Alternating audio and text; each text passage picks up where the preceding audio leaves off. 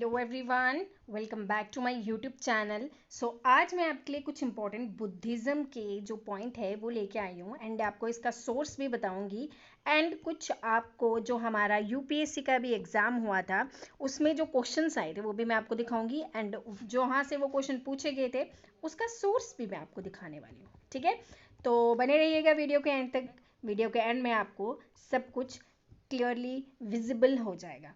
देखिए, हमारे लिए जो है एनसीईआरटीज काफ़ी ज़्यादा इंपॉर्टेंट रहती है हमारे प्रीलिम्स के पॉइंट ऑफ व्यू से। ठीक है ना, तो जो भी अभी जितने भी सिविल सर्विसेज या फिर आप जेकेएस की तैयारी कर रहे हैं, आप सब जो है एनसीईआरटीज पढ़ते हैं। तो हिस्ट्री की जो आप एनसीईआरटीज पढ़ रहे हैं उसमें आपने जो 12th क्लास की एनसीईआरटीज है, जो थीम्स हैं, वो आपको सारे थीम्स पढ़ने हैं। थीम्स 1 है, 2 है एंड 3 थीम्स हैं। ये तीनों थीम्स आपको पढ़ने हैं, काफ़ी ज़्यादा इंपॉर्टेंट हैं। एंड मैं आपको अभी दिखाऊंगी कि जिससे यूपीएससी में जो क्वेश्चंस जो हैं वो पूछे गए। ठीक है, देखिए ये वाला क्वेश्चन आप देखिए, क्वेश्चन नंबर 7 जो पूछा गया था कि souls are not the only property of animals and plants but also the rock, running water and many natural object not looked as the way as religious sect. तो ये question number 7 है। तो इसका जो आंसर है वह है option number B. क्योंकि जो जैनिज्म है, जैनिज्म की जो फिलॉसफी है वो कहती है कि सोल सबकी प्रॉपर्टी है, एनिमल्स की है, मतलब सोल जो है वो सब में है, चाहे वो पत्थर है, चाहे वो पानी है, या जितने भी नेचुरल ऑब्जेक्ट है सबके पास सोल है। ठीक है, और वैसे ही सोल नहीं है कि बात जो करता है वो बुद्धिज्म है। ठीक है, तो अब आपको मैं दिखाती हूँ ये कैसे पूछा गया था। ठीक है, ये है हमारा जो थीम्स 1 है उसका ये क्वेश्चन है। यहाँ पे आपको दिखाया होगा, ये जैनिज्म वाला है। The most important idea of Jainism is that the entire world is animated. Even stone, rocks and water have life. Non-injury to live. तो देख सकते हैं आप कि ये जो पूरा जो थीम है इससे ये क्वेश्चन जो है वो पूछा गया था, थीम बेस्ड क्वेश्चन। तो ये फर्स्ट क्वेश्चन मैंने आपको दिखाया जो कि थीम से पूछा गया था। ठीक है, जिसने अगर थीम्स अच्छे से पढ़ी होंगी उसका ये क्वेश्चन जो है वो बिल्कुल सही हो जाएगा। ओके, चलिए सेकंड क्वेश्चन पे मूव करें। सेकंड क्वेश्चन मैं आपको दिखाती हूँ। यहाँ पे जो है दो क्वेश्चंस मैंने आपके लिए और लाए हैं। जैसे ये क्वेश्चन नंबर 1 है जिसमें बताया गया था रीजन फ्लरिश धन्य काटका। ठीक है, बुद्धिज्म सेंटर जो था वो कहाँ पे लोकेटेड है, आंध्रा, गंधारा, कलिंगा या फिर मगध। देखिए यहाँ पे ये मैप बनाया हुआ है धन्य काटका। यहाँ आपने देखा कि ये धन्य काटका जो है ये कहाँ पे मौजूद है, आंध्र प्रदेश। आंध्र प्रदेश यानी कि जो साउथ स्टेट है। तो यहाँ पे धन्य काटका का आंसर क्या आ जाएगा, ऑप्शन ए। देखिए, जिसको ये मैप अच्छे से याद हो गया होगा ना उसका ये आंसर बिल्कुल सही हो जाएगा। तो आपको ये जो बुद्धिज्म के स्तूपास हैं ये मैपिंग करके आपको याद होंगे कि कहाँ पे कौन सा है। ठीक है, चलिए नेक्स्ट क्वेश्चन है। हमें क्वेश्चन पूछा गया था स्तूपास के रिलेटेड कि ये स्तूपास के रिलेटेड जो है हमें कुछ इंपॉर्टेंट पॉइंट्स दिए गए थे एंड हमने बताना था कि ये कौन सा जो है वो करेक्ट है। तो concept of stupa is Buddhism in origin. Stupa was generally A repository of relics. ये बिल्कुल सही है कि वहाँ पे जो है स्तूपा जो भी बनाए जाते थे उसमें बुद्धा के रिलिक्स यानी कि उनकी जो उनकी अस्थियां हैं उनको रखा जाता था। Stupa was votive work and commemorative structure in Buddhist tradition. तो ये भी बिल्कुल सही है। बट जो बुद्धिज्म का ये बोल रहे हैं कि जो स्तूपा है वो बुद्धिज्म में ओरिजिन हुआ था, ये बिल्कुल गलत है।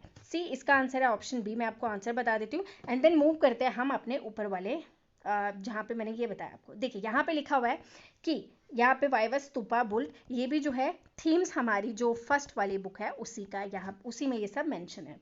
There was places too regarded as the sacred, the relics of the Buddha such as their bodily remains object used by Buddhism। यानी कि आपकी जो स्टेटमेंट थी वो एक सही है। The tradition of erecting stupas may have been pre-Buddhist। यानी कि यहाँ पे आप देख सकते हैं कि यहाँ पे क्या लिखा हुआ है, प्री बुद्धिस्ट लिखा हुआ है। प्री बुद्धिस्ट का मतलब क्या है कि वो जो है वो पहले से बुद्धिज्म से पहले के जो हैं स्तूपास जो हैं वो बने हुए थे, प्री बुद्धिस्ट थे, वो बुद्धिज्म के टाइम पीरियड के नहीं थे। ठीक है, तो हमारी फर्स्ट स्टेटमेंट जो है वो बिल्कुल गलत हो जाती है। यहाँ पे मैंने आपको ये क्वेश्चन में बता दिया। ओके, प्री बुद्धिस्ट नहीं है ये सॉरी, बुद्धिज्म ओरिजिन नहीं है, वो प्री बुद्धिस्ट है। ठीक है, प्री बुद्धिस्ट है। तो यहाँ से देखिए आपने अगर थीम्स पढ़ेंगे तो आपके तीनों के तीनों क्वेश्चन बिल्कुल सही हो जाएंगे। ठीक है जी, चलिए अब मैं आपको ऊपर ले जाती हूँ। ये देखिए, ये जो है ये हैंड रिटन नोट्स हैं, यहाँ से आप पढ़ सकते हैं बिल्कुल। देखिए कैसे कि बुद्धिज्म के बारे में है कि बुद्धिज्म के फादर का नाम क्या था, शुद्धोधन फादर थे, बॉर्न लुम्बिनी नेपाल में, मदर महायाना था एंड 16 ईयर्स में इनकी शादी हो गई थी यशोधरा से। सन इनका राहुल था। At the age of 29 Mahabhinishkramana, यानी कि ये अपने हॉर्स को लेके चले गए थे। हॉर्स का नाम क्या था वो भी आपको याद रखना है, कंथक इनके हॉर्स का नाम था, ठीक है, कंथक इनके हॉर्स का नाम था। तो 35 एज में इनको निर्वाणा मिला नियर बोध गया ट्री एंड निरंजना रिवर। धर्म चक्र परिवर्तना व्हील जो इनका सिंबल है वो कहाँ पे किया इन्होंने, सांची में किया था, ठीक है। चलिए अब इसके बाद है जो हाँ, ये ट्रांसमाइग्रेशन ऑफ सोल के बारे में भी बात करते हैं। अब देखिए यहाँ पे कुछ इंपॉर्टेंट मर्ग है वो भी आपको याद करना है, एंड यहाँ पे ये इंपॉर्टेंट बुक्स है। इन बुक्स से रिलेटेड 2-3 चीज़ें हैं वो भी मैं आपको सिखा देती हूँ। जैसे त्रिपिटका इनकी बुक्स को बोला जाता है। जैसे पहली थी जो बुक वो है विनय पिटका, देन सुत्त पिटका एंड अभिनंद पिटका। विनय पिटका में क्या है, वो लोग जो कि संघ को, यानी कि बुद्धिज्म ने संघ बनाए थे, उन संघ को जो लोग ज्वाइन करते थे उन्हीं संघ को बोला जाता, उन्हीं के बारे में विनय पिटका में लिखा हुआ है, ठीक है। अब देखिए 2 तरह के लोग होते थे, एक थे भिक्खु, एक भिक्खुनी। भिक्खु होते थे जो मेन लोग होते थे एंड भिक्खुनी जो थी वो वुमेन होती थी, ठीक है, बुद्धिस्ट मॉन्क।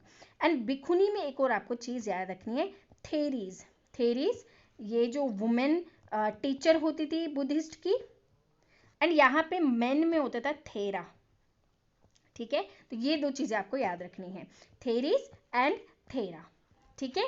तो ये 2 चीज़ें आपको याद रखनी है। एंड सुत्त पिटका में थेरावाइडू एक नाम की बुक है जो कि किसके लिए है, भिक्खुनी, जो भिक्खुनी होती थी उन्होंने ये लिखी थी, ठीक है। चलिए सुत्त पिटका में क्या था, सुत्त पिटका में बुद्धिज्म की टीचिंग है। अभिनंद पिटका जो है फिलोसफिकल मैटर से रिलेटेड करता है।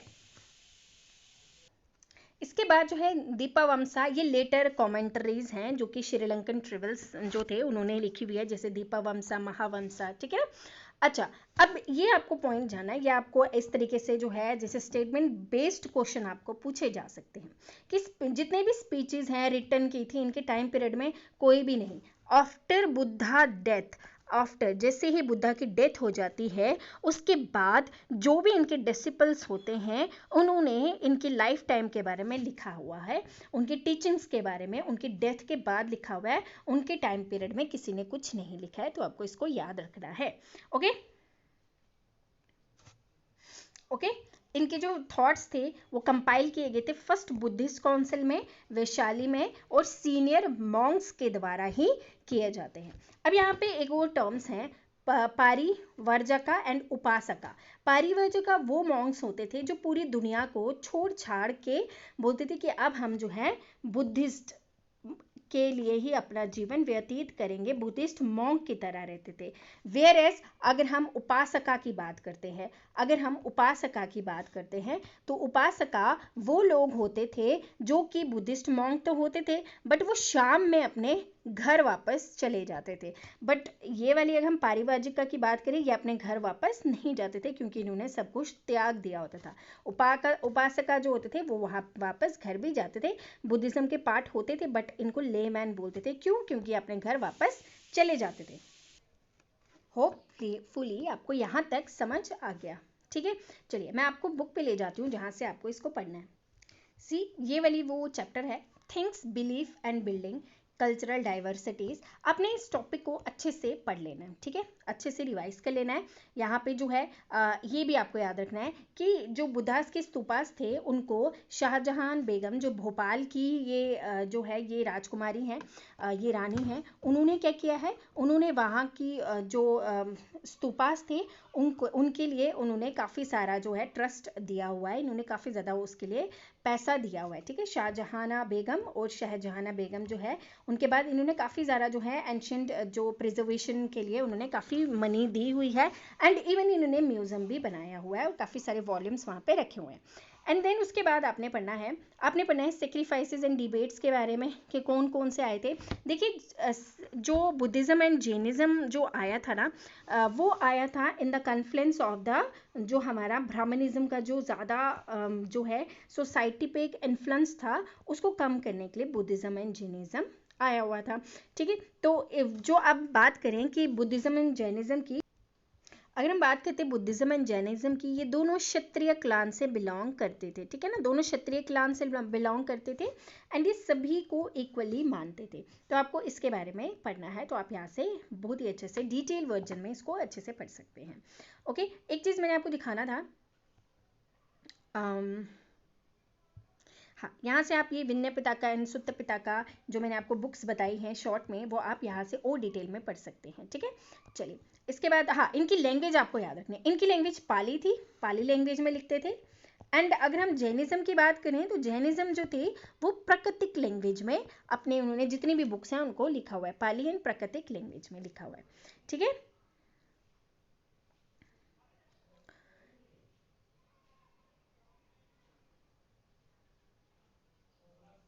ओके, चलिए अब यहाँ पे देखिए, ये वाला जो पार्ट था मैंने आपको बताया, हाँ, ये वाला जो पार्ट था ये आपने पढ़ना है, ये जैनिज्म की फिलॉसफी है। जैनिज्म की फिलॉसफी काफ़ी ज़्यादा इंपॉर्टेंट है एंड मैंने आपको इसका क्वेश्चन भी बता दिया कि किस तरीके से जैनिज्म की फिलॉसफी आई। जैनिज्म बोलते थे कि जैनिज्म के जो व्यूज़ थे वो बोलते थे कि हर एक में जो है वो लाइफ होती है। एंड ये जो थे ये 24th तीर्थंकरा थे, ठीक है, तीर्थंकरा थे। एंड इनका जो सिंबल था वो लाइन था, लाइन इनका सिंबल था।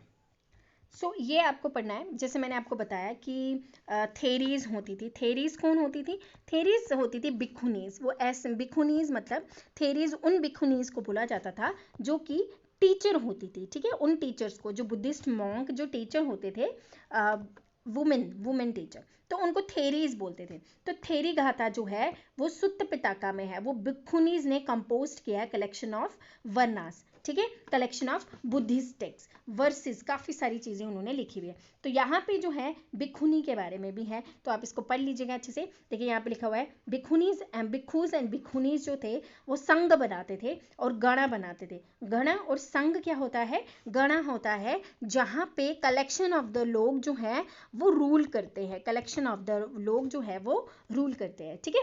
चलिए, और उसके बाद है एक और चीज़ है वो मैं आपको बता देती हूँ। हाँ, तो ये मैप आपको याद करना अच्छे से, कहाँ कहाँ पे बुद्धिस्ट साइट हैं, ये इनसे भी क्वेश्चंस पूछे जा सकते हैं, तो आपने इनको पढ़ना है अच्छे से। उसके बाद जो हैं स्तूपास कैसे बिल्ड हुए, ये मैंने आपको बताया कि स्तूपास किस तरीके से बिल्ड हुए, मैंने आपको बताया हुआ है, ठीक है। स्ट्रक्चर ऑफ स्तूपास भी हमने पढ़ लिया है। स्ट्रक्चर ऑफ स्तूपा देखो क्या होता था, एक अंडे की शेप में होता था, इस तरीके का स्तूपा होता था, अंडा बोला जाता था उसको, mound of the earth, semi circular होता था। ग्रेजुअली क्या होता है, उस पर थोड़ा थोड़ा ना चेंजेस आने लगता है, उसके ऊपर ना एक स्क्वायर शेप का एक स्ट्रक्चर बनना शुरू हो जाता है। एंड वो बालकनी है, जैसे वहाँ पे जो है स्ट्रक्चर गॉड वहाँ पे आके देख रहा है, और उसी बालकनी को क्या बोला जाता है, हार्मिका, हार्मिका उस बालकनी को बोला जाता है। ये अंडे की शेप में होता है, ये क्या है, ये एक स्तूपा है। तो कहीं पे भी आपको अंडा दिखे कि आप लोग रॉन्ग मत कर लीजिएगा, स्तूपा को ही अंडे की शेप में बोला जाता था।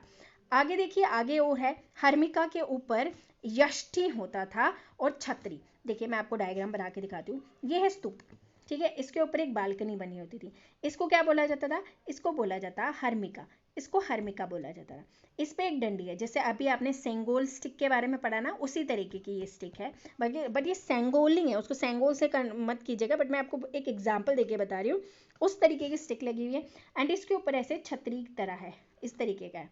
तो इसको, जो ये डंडी है, इसको यष्टि बोला जाता है, इसको यष्टि बोला जाता है। एंड इसके ऊपर जो है उसे छतरी बोला जाता है, छतरी और यष्टि, समझ आ गया ना, इस तरीके से आपको इसको पढ़ना है, ठीक है। और उसके बाद जो है काफ़ी सारी न्यू चेंजेस आई हैं। सांची और बहरूद सबसे पुराने जो है अर्ली स्तूपाज है, सॉरी अर्ली स्तूपाज हैं। एक और स्तूपा है जिसमें हम अमरावती के बारे में पढ़ते हैं। अमरावती जो है वो ज़्यादातर वो एक तरीके से ख़राब हो चुका था, क्यों, क्योंकि उस टाइम पे किसी को इतनी नॉलेज नहीं थी अमरावती की, ये बुद्धिस्ट स्तूपा है, उस वजह से वो काफ़ी ज़्यादा जो है उसका कोई भी मतलब चीज़ें जो है वो साफ बची नहीं है। बट हम बाकी स्तूपास की बात करें, काफ़ी ज़्यादा अच्छे हैं। तो इस तरीके का शेप होता है स्तूपास का, तो इस तरीके की वो होती थी, ठीक है। उसके बाद जो है देखिए, अमरावती जो है वो सबसे लार्जेस्ट मानी गई थी साइट। किसने बोला था, ये वाल्टर एलेट ने बोला था कि अमरावती वो गए थे, उन्होंने बोला था ये सबसे बड़ी लार्जेस्ट साइट है जो बुद्धिस्ट टाइम पीरियड में बनी हुई है, तो इसको इन्होंने बोला था। उसके बाद जो है काफ़ी सारी जो ये स्तूपा है, ये क्यों नहीं बचे, देखो यहाँ पे क्वेश्चन है why did Sanchi stupa survive while Amravati did not.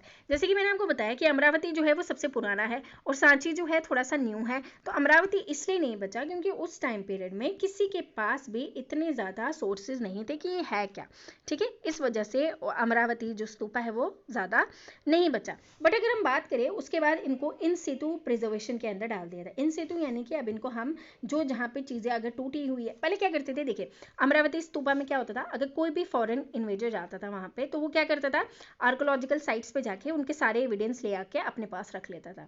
तो इससे क्या हो गया, अमरावती में कुछ भी चीज़ें नहीं बची। बट ऐसा बोला गया कि अब हमें इन सितु प्रिजर्वेशन करनी चाहिए, कि जैसे सपोज सांची स्तूपा का कोई चीज़ टूट चुकी है, उसको वहीं पर रहने देना चाहिए, वहाँ से हमें कहीं और नहीं लाना चाहिए, तो उसे इन सितु प्रिजर्वेशन बोला गया है।